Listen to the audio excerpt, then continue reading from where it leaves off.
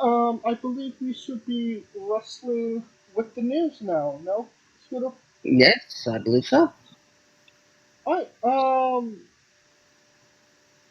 In NXT news, there is rumor and innuendo that the Creed brothers will be coming up to the main roster after losing a loser leaves NXT match. What are your thoughts on Julius and Consequences coming up to WWE? Uh, Next week's match between the Creed brothers and Gallus. Gallus? No, it's not. Was it Gallus? No, Joe not Coffey. Gallus. It was Gallus. Um, so I mean, how many times have there been uh, a loser leaves NXT match? I'd say, You remember one? I feel like winner leaves NXT. He Uh, just have to get by pinned. by the way, Schism, Creed brothers and Schism, the dyad, um, which is ironic given that a few months ago, Jagger Reed and Rip Fowler, the former Grizzled Young Veterans, asked for their release and it was denied. Um, it's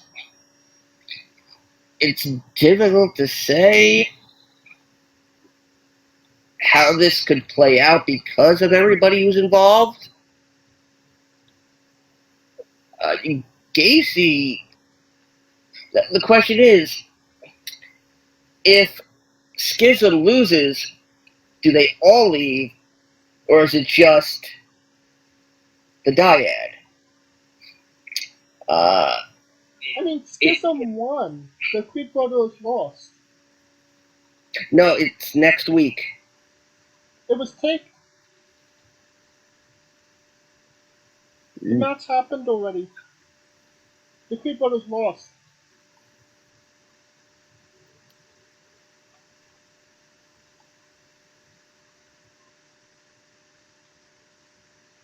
That would be Wait, a Scooter to Google. wait, no.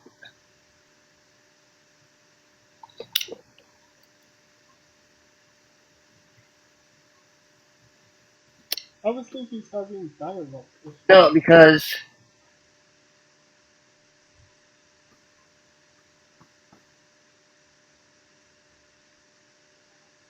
They lost.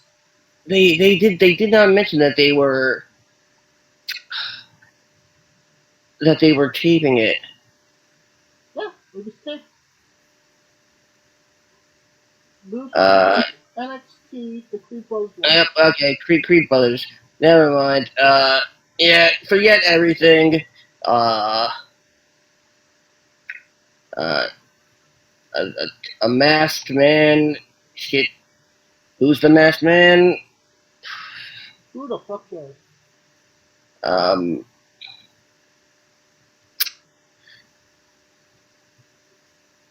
I think the fact that you had Chad Gable Stevenson, endorsing the guy that was basically his brother. Okay,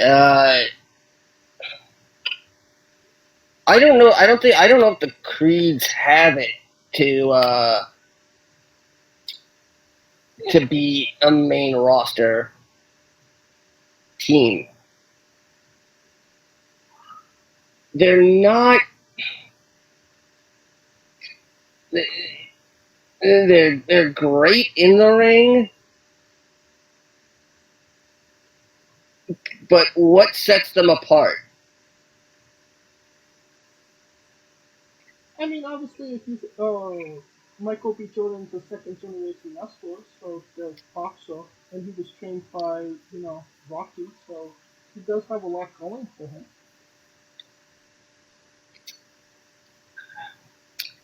Well,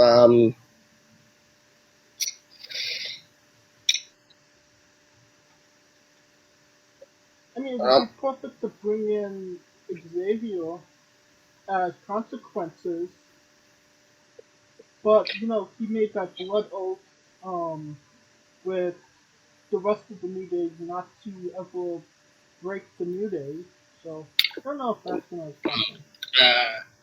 well, speaking of NXT talent, Lara Valkyria is apparently now a main roster talent uh, after making an appearance in a Dublin uh, house show. I have no idea who that is.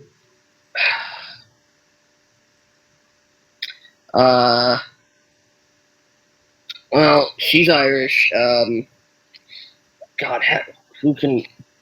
Lyra Valkyria. Her name is It's not. Valkyria? Is she the one that's going to beat Roman Reigns? You said it, not me.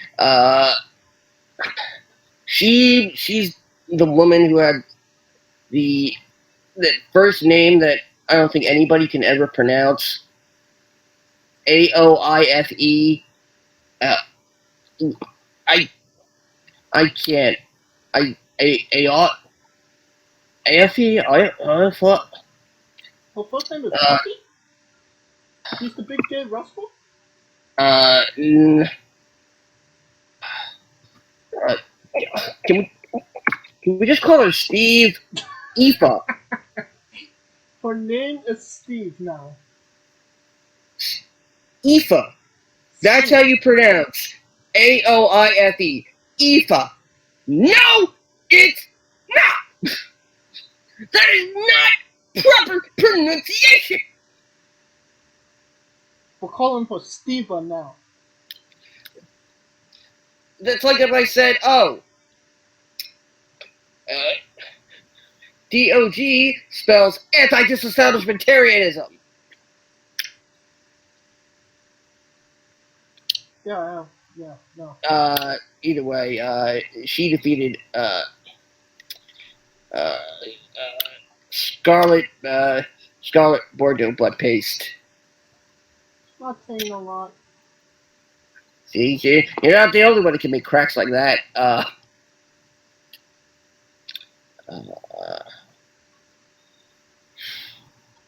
Yeah, I mean, I think that was the most notable thing from that Dublin event. Considering I've heard nothing about it, then I'd say so. I think we should get into our next little bit of news.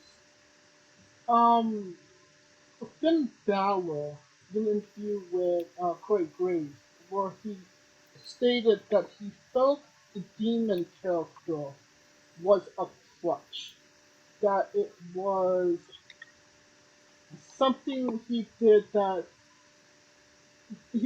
personally for himself to get into a big match. And then when he came to WWE, he had to have a reason why he was doing it to make sense. And then it just got so convoluted that it made no sense anymore.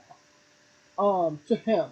And that he was just trying to make everyone happy except himself. Um, it kind of seems like Finn Balor has always had a love-hate relationship with the demon character. I personally would, my personal feelings about it is Finn Balor isn't interesting if he's not associated with the demon character. Um, and it seems like at every chance that he got, he never wanted to be associated with it. But what are your thoughts? Do you feel like Finn Balor with a better demon character, a better Finn Balor character, um, a good Mm, Fogle Devitt person. I don't fucking know. Further, let's just make the demon. Um, the thing about the demon character is that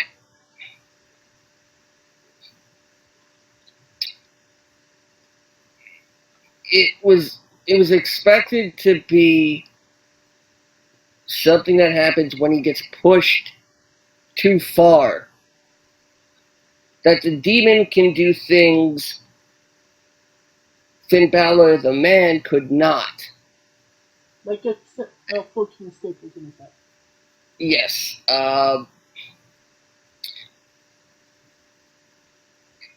The thing about the demon is that as the demon, he's supposed to be this invincible character. And it wasn't protected that way in WWE. I mean, they I mean, they fat shamed the demon, Because Fat Ass Finn broke the turnbuckle. and now you're fat shaming him. Uh, What's Booker T when you need somebody to be fat shame? well, just look up. Um, Can you dig it? well, I mean, yeah, it does seem like Balor has been working to please everyone except himself. I feel like this is literally the first time we've seen Finn Balor, at least in WWE, that he's finally doing something good. He's finally showing what he's really capable of. Would it be fantastic if he added the demon to that? Yes, but all case scenario, the demon is a face character. No? Yeah, Yeah. yeah, yeah. It's a superhero like even. It's you can't pull the demon out as a heel. It just and yeah, we know he did it at WrestleMania, But we were cheering for him. but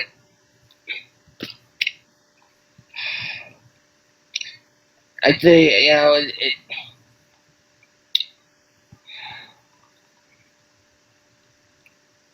Finn should have been in more main events uh, than this. Yeah, I think he lost a sense of identity somewhere in there. yeah, Definitely.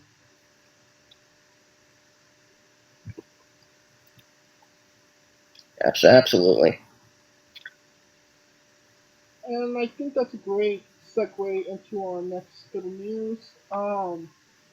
It's been reported that Vince McMahon has been interfering with creative Viva Satellite the last couple of weeks, making changes to WWE TV, most notably Tommaso Ciampa coming back to defeat The Miz rather than wrestling Seth Rollins for the championship, and Sheamus getting KO'd by Solo Uh, Secure. uh, Ridge got knocked out. Sheamus went to fight him in a match, uh, and well now Sheamus has got Theory next week when SmackDown's in. Oh, it's at MSG. It does uh, it does horrible things to your gut. Um, so I mean, people are like, oh, Vince McMahon's back, he's doing his thing, and it's only going to get worse from now on. It's his fucking company. If you didn't see this coming, Eh, I mean, he still runs it. Um, if you didn't see this coming, then it's kind of more shame on you that he wasn't going to have his hands on anything creative in WWE. Like, come on. Really? Scooter?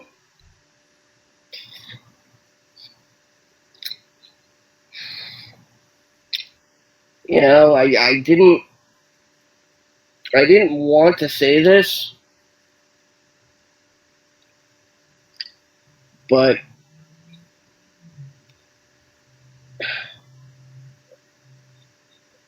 this company will not change until Vince dies. And somehow, some way, Vince is working on a way to achieve immortality, or at the very most, uh, keep his head in a jar, alive and thinking.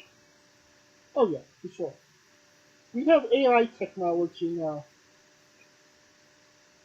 I'm sure they could figure something out for him. I mean, yeah. Oh, are you kidding me? I asked I asked AI. In fact, I'm probably gonna do this a little bit later, but uh, yeah, I'll feed it a Vince McMahon scenario. But I asked it to give me a logical rewriting of wrestling history about what if it was Hogan and Austin at Mania 18 doing this whole thing for fine tuning what if, um, and it gave me something. It gave me Steve Austin and Hulk Hogan together as part of the NWO. Ooh. I mean, and I'm sure, you know what, next week I will have something as it pertains to what AI will predict about Vince McMahon. Alright. Um, we don't need an AI to predict what happened with, you guessed it, Fight Forever, AEW's video game that took forever to come out. Did not get good reviews, did not sell well. Fucking sometimes here. I believe you told me what, a day after it released, it's already on sale on Steam. Yep. It might be a seasonal sale, but it's like 15% off. Um, they did mention that they wanted this to be a game that that's like a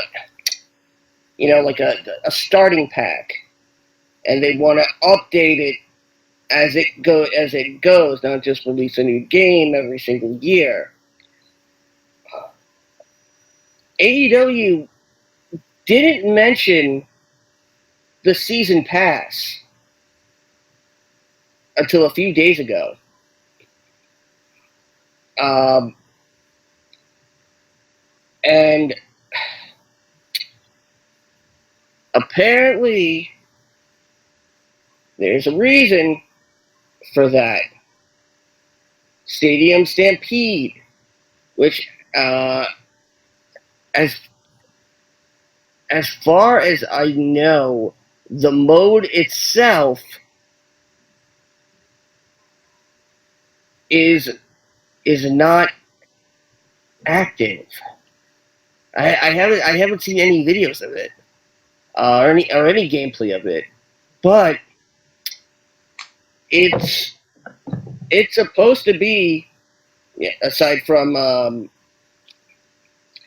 what the hell, that other fighting uh,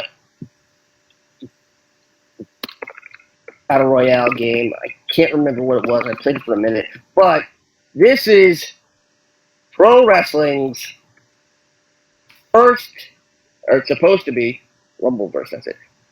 Pro wrestling's first foray into the battle royale genre, complete with chests, loot, rarities,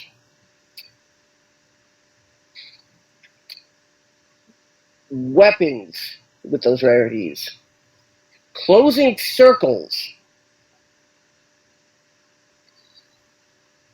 supposedly supposed to be a 30-person mode. Who knows? Yeah, like I said, Rumbleverse. That's a pro wrestling themed battle royale game. It's okay. It's not great. It's free. But Fight Forever's features are also very limited. The creator wrestler is very bare bones. You have to play with your created character if you want them to have any stats. And stats apparently really do matter here, because one of the rewards, or I should say things to buy as you earn currency in the game, is something called Elite Mode. It's a difficulty, rather. And basically, it's just, keep CPU mode. But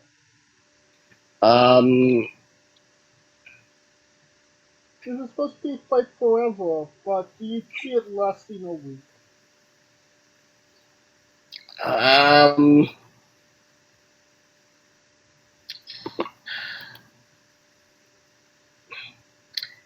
I mean, it's gonna go down in price. I'd say by the end of the summer. You ever played the Impact game, TNA? That's exactly what I was thinking about this one. It looked like it was Impact 3. I mean, at least the TNA game was somewhat fun to actually play. If you had ever played it.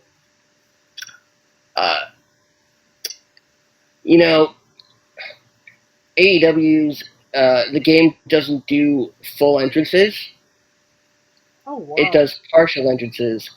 They come out, they stand on the stage, they walk a bit towards the ring, and then it goes to the next entrance. You don't see them getting into the ring, which I will admit is quite clever, and having an option like that might be good for future games. And how many people skip through entrances when playing pro wrestling games? I'd say a lot. Let's see. But, Cody Rhodes could be unlocked for $10,000 in-game cash. Jeff Jarrett can be unlocked for $250,000. But he has to win the next one. Owen Hart you have to play 100 exhibition matches before he's even added to the shop. That's not so bad. If you're And going to then play it. and then you have to then you get to purchase him for 50,000. I mean, would it be just easier to go on WWE a community a 2K23 and go to the community center and just download these motherfuckers for free? Yeah. Um, then we have the mini games. Yep. There are tons of mini games that act as but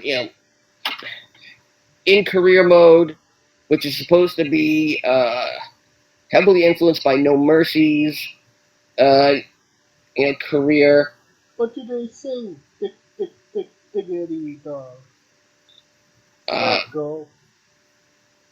Wins and losses apparently matter here more than they do in the actual AEW. And a win or a loss will supposedly literally change the story. We got Chip Gather, which is Who the fuck is Chip Gathers? You're in the ring and poker chips are falling, and whoever gets the most points, all the chips will have points, and whoever gets them the most. This is like WrestleMania 19 GameCube stuff. AEW Pop Quiz. Oh god, you have trivia. The question I see in this example: Brandon Cutler, Stooge 4 and trainee of the Young Bucks, was in a tag team on the Indies in the late 2000s. Who was his partner? Oh, fuck you. The choices are Jack Evans, his brother Dustin, his cousin Darius, and Nick Nemeth. The answer is E. Who fucking cares? It was the bonus action we never knew we needed. Then there's the rhythm mini game, Penta Says. Oh god.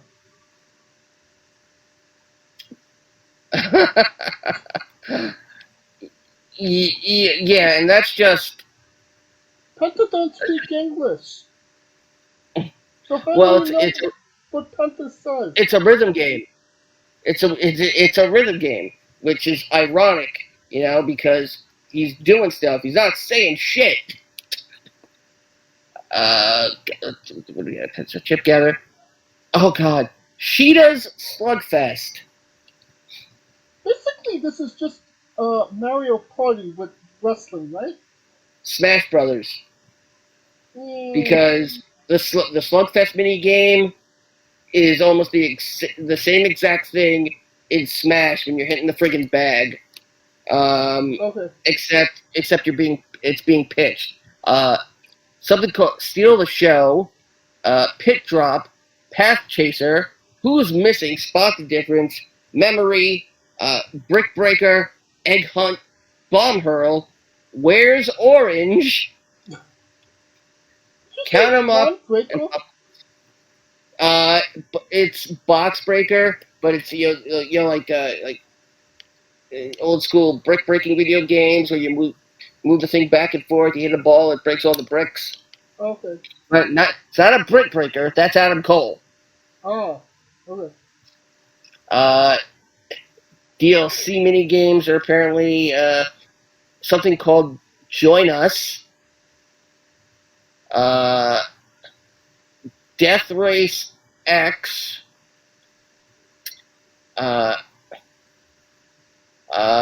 MJF Car Thrash. Sloth Sling. The first two are part of the, and I can't believe they're calling it. They can't be calling it this. The FTR DLC is apparently called the Revival Pack. Actually, believe that is what it's being called. And the other one is and those two are part of the Limitless Bunny Bundle. Because when you think Kate Lee, you think bunnies. I mean, when this game becomes free, on it will show up on Game Pass and PS Plus. It absolutely will. I'll get it when it's free. I mean, we can get a lot of a lot of good stuff out of the content in those mini games. Sure. But let's just say it was a failed experiment. What should also be a failed experiment at this point is AEW's media scrums. Chris Jericho swatted away a bottle of water with the baseball bat during the media scrum to interfere with Sting and Darby Allin. It actually hit somebody and cut their head open above their eye. It seems like every time they do a media scrum, something bad happens, and it's not worth the bad press, in my opinion. And when they actually do have a successful media scrum, nobody cares. It's nothing interesting. Nobody says anything that anybody gives a shit about. What say you, Scooter?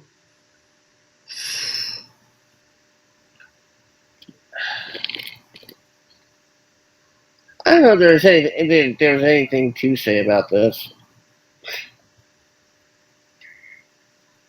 I mean, I didn't watch the media scrum only because I was so peeved with the event to begin with. And we will talk about that in a little bit.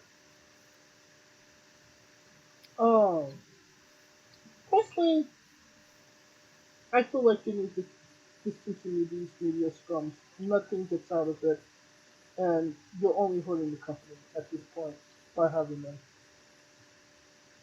The ones that go wrong anyway. Um, and Yeah, I mean, yeah. I will say this: media scrums are not supposed to further anything. In professional sports, they are literally just Q&A. And and maybe a couple of questions on a topic within the past couple of days.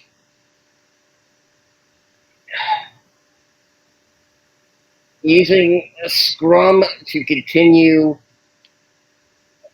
a story is kind of BS. I equate it to someone winning a match during a commercial break. Okay, that makes sense. Oh, and we'll get into the matches for AEW in a couple minutes. But one thing that came out of Forbidden Door was something involving Satoshi Kojima and CM Punk. And Kojima did apologize for it. Are you picking up what I'm throwing down, Scooter? Uh,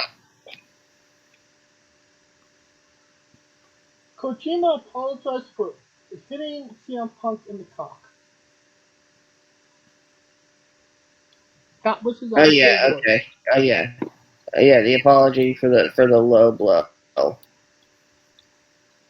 which I'm sure, well, apparently, yeah, Ace Steel showed up, and tried giving Kojima purple nipples and whatnot, but okay. I mean,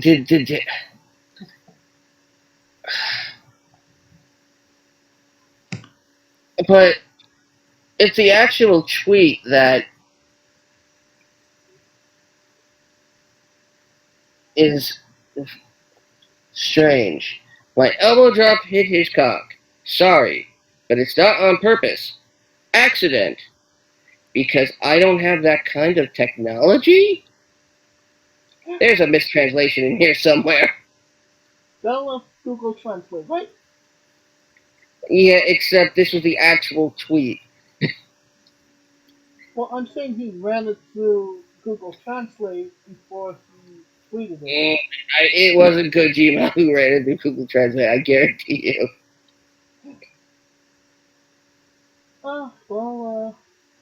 Yep.